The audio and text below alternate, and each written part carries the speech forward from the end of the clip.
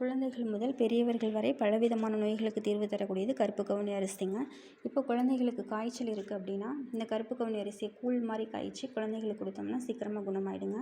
அதே மாதிரி மூளைக்கு ரொம்ப நல்லது, இதயத்துக்கு ரொம்ப நல்லது, வெயிட் லாஸ் பண்ணணும்னு நினைக்கிறவங்களுக்கு இந்த கருப்பு கவுனி அரிசி ரொம்ப நல்லதுங்க. சர்க்கரை நோயாளிகளுக்கு ரொம்ப நல்லதுங்க.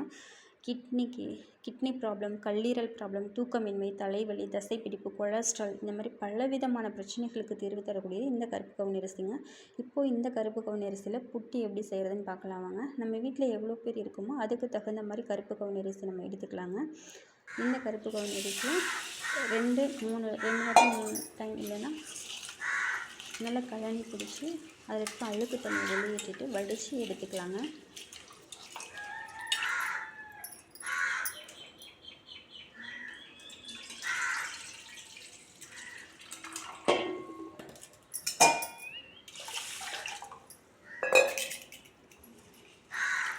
நல்லா பிசைஞ்சு இதில் இருக்க அழுக்கு தண்ணியெல்லாம் வெளியேற்றிட்டு எடுத்துக்கலாம். ஏன்னா இதில் சின்ன குழந்தைங்க பெரியவங்க எல்லாருக்கும் நம்ம கொடுக்குறப்ப அதெல்லாம் அழுக்கு தண்ணியெல்லாம் வெளியேற்றிட்டு நல்லா உலர்த்தி காய வச்சு எடுத்துக்கலாங்க.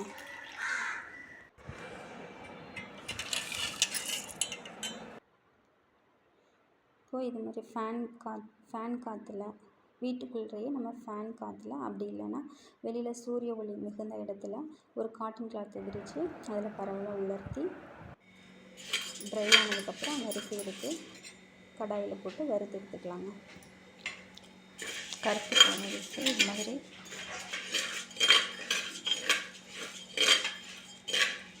வறுக்கிறப்பே நமக்கு தெரியுங்க, கலர் சேஞ்ச் ஆகும். அதை வச்சு நம்ம கண்டுபிடிச்சிடலாம். இது ஒரு மனம் வரும் மாதிரி வருங்க நம்ம வறுக்கிறப்பவே. இந்த கருப்பு கவுனி அரிசியில் அதே மாதிரி வந்துன்னா ஹை ஃபைபர் நிறைஞ்சிருக்குதுங்க. அதிக அளவு நார்ச்சத்து நிறைஞ்சிருக்குதுங்க. ரொம்ப நல்லதுங்க. வீட்டில் இருக்கவங்களுக்கு நீங்கள் செஞ்சு கொடுங்க தாராளமாக. இந்த பக்குவத்துக்கு நம்ம வறுத்து எடுத்துக்கலாங்க.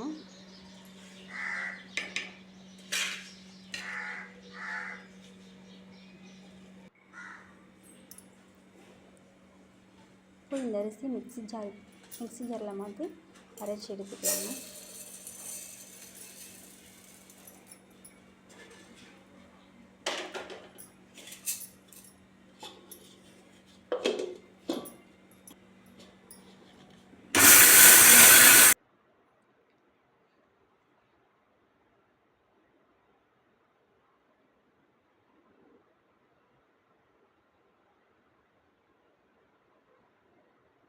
மறுபடியும் அரைச்சி எடுத்துக்கலாங்க.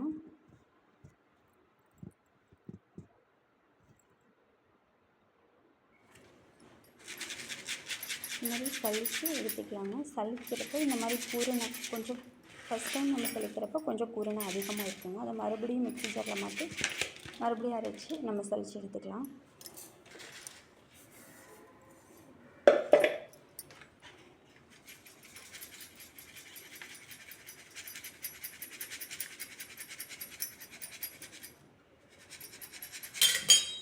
இப்போ ஏலக்காய் வறுத்து எடுத்துக்கோங்க. இந்த ஏலக்காய் பார்த்திங்கன்னா அந்த கருப்பு கவுனி அரிசி மாவில் நம்ம மிக்ஸ் பண்ணுறப்போ அதோட நறுமணம் ரொம்ப நல்லா இருக்குங்க. டேஸ்ட் ரொம்ப சூப்பராக இருக்குங்க.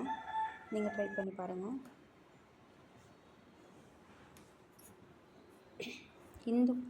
இந்துப்பு லைட்டாக நம்ம இந்த மாவில் தூவிக்கலாங்க. கருப்பு கவுனி அரிசி மாவில் ஏலக்காய் பொடியும் நம்ம இதில் தூவிக்கலாம்.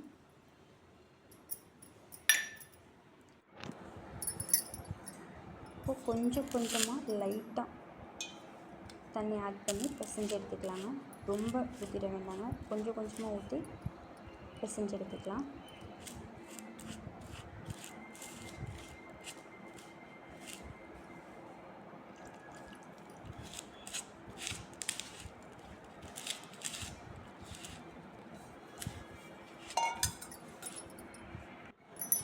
நம்ம இப்படி பிடிச்சி பார்க்குறப்ப நமக்கு அந்த பக்குவம் தெரியுங்க. அப்படி பிடிச்சி இப்படி எடுத்தோம்னா அது அப்படியே நிற்கணும்.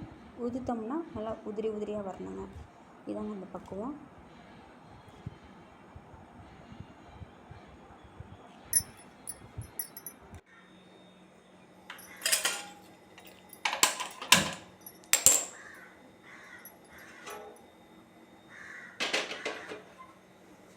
இட்லி பாத்திரத்தில் தண்ணி ஊற்றி எடுத்துக்கலாங்க. அதில் மேல் தட்டை நம்ம எடுத்துக்கலாங்க. மேல் பிளேட்டை வச்சு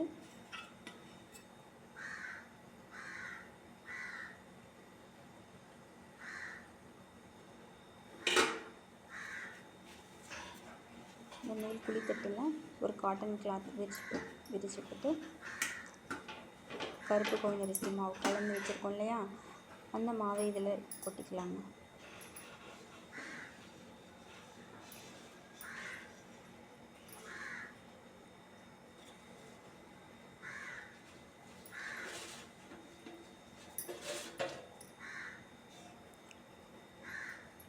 இட்லி பாத்திரத்தை வச்சுட்டு ஒரு 15 மினிட்ஸ் நல்லா வேக விடணுங்க.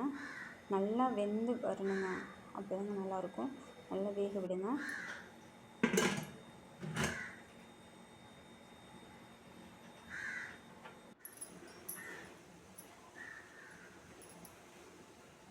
இப்போ வெந்துருச்சான்னு பார்க்கலாங்க. இதை ஒரு பிளேட்டில் மாற்றிக்கலாங்க.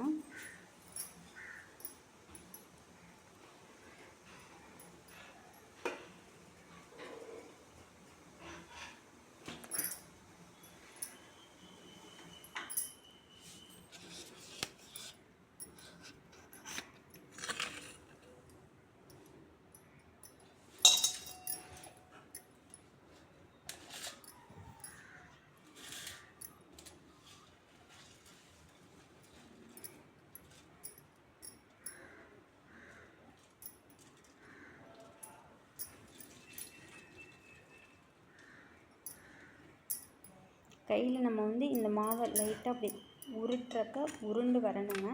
அப்போ தான் நல்லா வெந்திருக்குன்னு அர்த்தங்க. நல்லா கையில் இப்படி 2 விரல உருட்டி பார்த்திங்கன்னா நல்லா உருண்டு வருங்க, நல்லா வெந்துருச்சுன்னு அர்த்தங்க. பாரம்பரிய முறையில் எப்படி தயாரிக்கிறதுன்னு பார்த்துட்ருக்கோங்க. இப்போ நாட்டு சர்க்கரை இருந்துச்சுன்னா அது கலந்துக்கோங்க, ரொம்ப நல்லதுங்க. நாட்டு சர்க்கரை, தேங்காய் பால் இதெல்லாம் நம்ம ஆட் பண்ணிக்கலாங்க.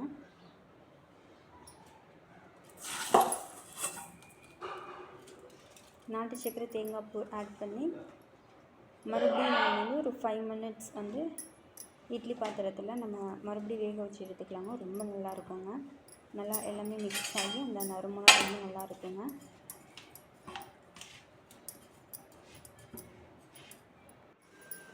மிக்ஸ் பண்ணி மறுபடியும் நம்ம இட்லி பாத்திரத்தில் 5 மினிட்ஸ் வேக வச்சு எடுத்துக்கலாங்க. இதே மாதிரி ஆரோக்கியம் நிறைந்த உணவுகளை வீட்டிலே செய்து வீட்டில் உள்ள அனைவரும் ஆரோக்கியமாக வாழணும்னு வேண்டிக்கிறேங்க. என்னுடைய வீடியோ உங்களுக்கு பிடிச்சிருந்துச்சின்னா கமெண்ட் பண்ணுங்கள், ஷேர் பண்ணுங்கள், சப்ஸ்கிரைப் பண்ணுங்கள், பக்கத்தில் இருக்க பெல் ஐக்கானை கிளிக் பண்ணுங்கள். இதே மாதிரி நிறைய தகவல்கள் உங்களுக்கு